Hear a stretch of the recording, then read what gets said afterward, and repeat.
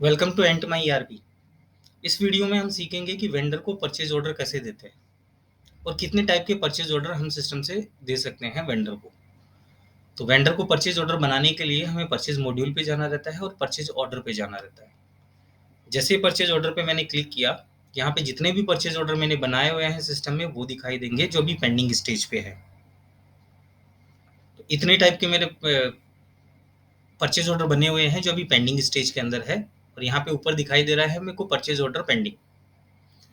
कितने टाइप के purchase order बना सकते हैं, तो यहाँ पे 7 टाइप के परचेज ऑर्डर बना सकते हैं। पहला परचेज है जहाँ पे हम कोई मटेरियल परचेज कर रहे हैं। रेंटल है, कोई मटेरियल रेंटल पे ले रहे हैं वेंडर से, या back to back AMC vendor को दे रहे हैं। एमपीएस हो गया, एमपीएस दे रहे हैं हम, या एमपीएस में हमें उनसे कोई डिवाइस ले रहे हैं। विजिट चार्जेस है, जनरल है और यूनिट है।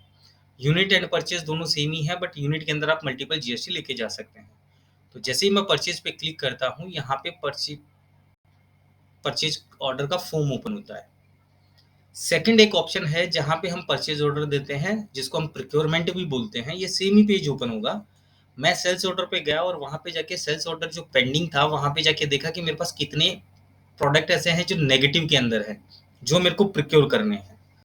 तो यहाँ पे जैसे ही सेल्स ऑर्डर पे जाता हूँ और पेंडिंग पे जाता हूँ, तो पेंडिंग में जाके समरी चेक करता हूँ कि कितने प्रोडक्ट नेगेटिव में है जो मेरे को प्रोक्योर करने हैं। जैसे मैंने यहाँ पे समरी पे क्लिक किया, यहाँ पे मेरे को प्रोडक्ट दिख रहा है कि मेरे को 2 माइनस में है, ये 3 माइनस में है। मैं यहाँ पे क्लिक करके सेलेक्ट ऑल कर सकता हूँ अगर सारे प्रोडक्ट का मेरे को एक ही वेंडर को अगर परचेज ऑर्डर देना है तो, या फिर मेरे को ये 2 प्रोडक्ट मंगवाने हैं एक ही वेंडर से। तो जैसे ही मैं इस पे क्लिक करता हूँ मल्टी प्रोक्योर पे, तो ये परचेज ऑर्डर पे लैंड करेगा। सेम टू सेम वही फॉर्म जो डायरेक्टली हम परचेज ऑर्डर पे जा गए थे। दोनों में डिफरेंस इतना ही है कि हमें यहाँ पे प्रोडक्ट सेलेक्ट करने की जरूरत नहीं है, बिकॉज हम ऑर्डर से आए हैं। अगर मैं ऑर्डर से नहीं आता तो यहाँ पे जो मेरा परचेज ऑर्डर का फॉर्म है वो इस तरीके से दिखाई देता।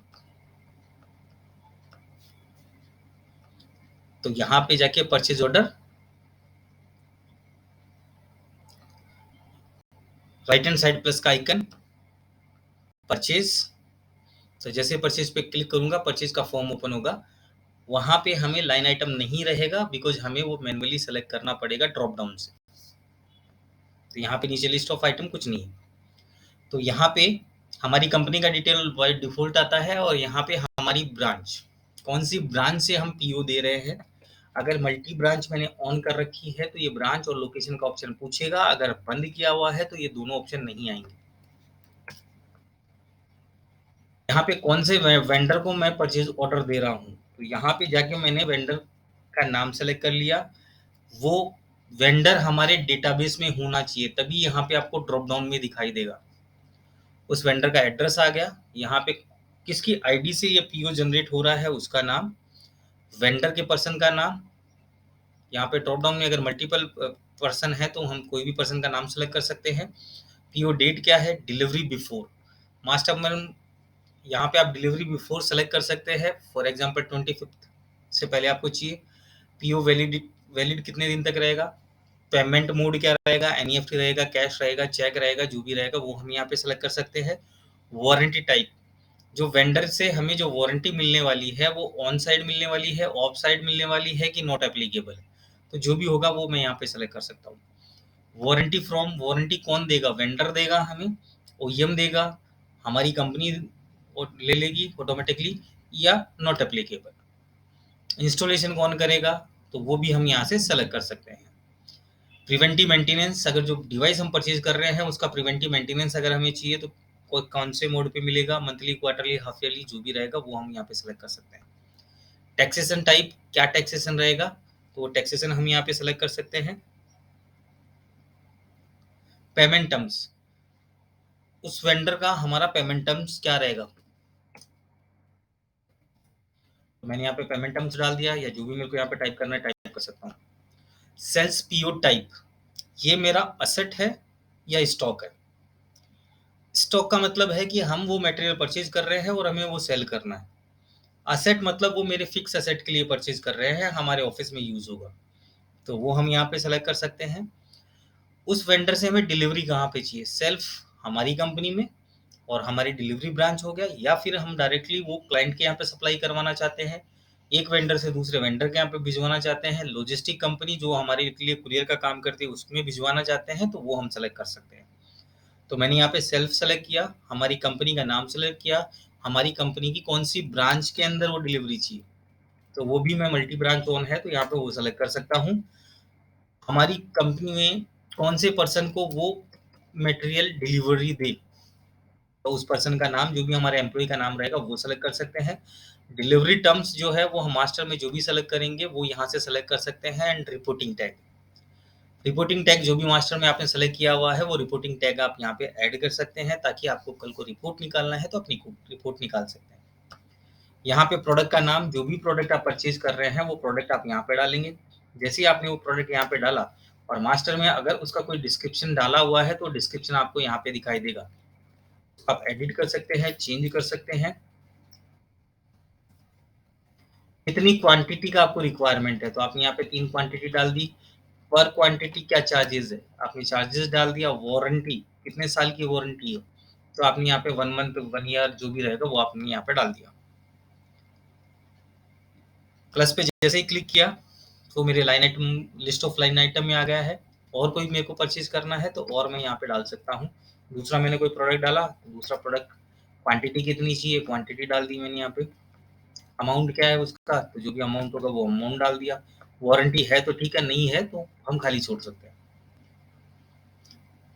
जैसे हमने ये सेलेक्ट किया, ये लिस्ट ऑफ आइटम में 2 प्रोडक्ट हमारे आ गए हैं। यहाँ पे टोटल अमाउंट आ गया, जीएसटी अमाउंट आ गया, ट्रांसपोर्टेशन चार्जेस, कुरियर चार्जेस अगर है तो वो भी डाल सकते हैं हम। वेंडर का नोट, अगर वेंडर को कुछ रिमार्क भेजना है तो वो हम यहाँ पे डाल सकते हैं। इंटरनल नोट, इस पीओ से रिलेटेड कोई इंटरनल नोट अगर हमें रखना है तो वो रख सकते हैं। टर्म्स एंड कंडीशन, जो भी मास्टर में हमने टर्म्स एंड कंडीशन डाली हुई है परचेज ऑर्डर के अगेंस्ट, वो हम यहाँ पे सेलेक्ट कर सकते हैं। जैसे हमने सेलेक्ट किया, यहाँ पे मेरा टर्म्स एंड कंडीशन आ गया। दूसरा, अगर मैं यहाँ पे कोई टर्म्स एंड कंडीशन नहीं सेलेक्ट करता हूँ और अगर मेरे को कुछ टाइप करना है तो टाइप भी कर सकता हूँ। Same to same annexure, annexure जो भी मैंने यहाँ पे सेलेक्ट किया वो यहाँ एनेक्सर यहाँ पे आ जाएगा। जैसे मैंने इसको सेव किया, ये मेरा परचेज ऑर्डर बन गया। परचेज ऑर्डर बनने के बाद में वो परचेज ऑर्डर हम वेंडर को भेज सकते हैं। तो जो भी सिस्टम में परचेज ऑर्डर बना है वो किस तरीके से दिखता है, तो उसके लिए हमें परचेज ऑर्डर पे क्लिक करना रहता है। तो जैसे मैं परचेज ऑर्डर पे क्लिक करूंगा, ये मेरा परचेज ऑर्डर ओपन हो जाएगा। यहाँ पे हमारी कंपनी का लोगो एंड डिटेल, यहाँ पे सामने वाले कस्टमर का लोगो अपलोड किया है तो दिखाई देगा, उसका डिटेल दिखाई देगा, जो भी परचेज के टाइम पे हमने सेलेक्ट किया है वो दिखाई देगा पैरामीटर। यहाँ पे किसकी आईडी से ये परचेज ऑर्डर बना है, अगर वेंडर को कुछ भी कंसर्न रहेगा तो एम्प्लॉय से डायरेक्टली वो बात कर सकते हैं। यहाँ पे हमारा प्रोडक्ट है, एचएसएन कोड है, अगर एचएसएन कोड नहीं दिख रहा है मतलब हमने मास्टर में एचएसएन कोड नहीं डाला है। तो जब हम प्रोडक्ट ऐड करते हैं उसी टाइम में हमें एचएसएन कोड डालना रहता है। अगर नहीं डाला हुआ है तो प्रोडक्ट को एडिट करके भी हम एचएसएन कोड डाल सकते हैं। यहाँ पे क्वांटिटी आ गई, यहाँ पे वारंटी आ गया, रेट आ गया, अमाउंट आ गया, टोटल अमाउंट, जीएसटी अमाउंट। यहाँ पे हमारा बैंक, हमारा स्टेटसरी डिटेल, सामने वाले कस्टमर का डिटेल, यहाँ पे वेंडर का डिटेल, बैंक डिटेल।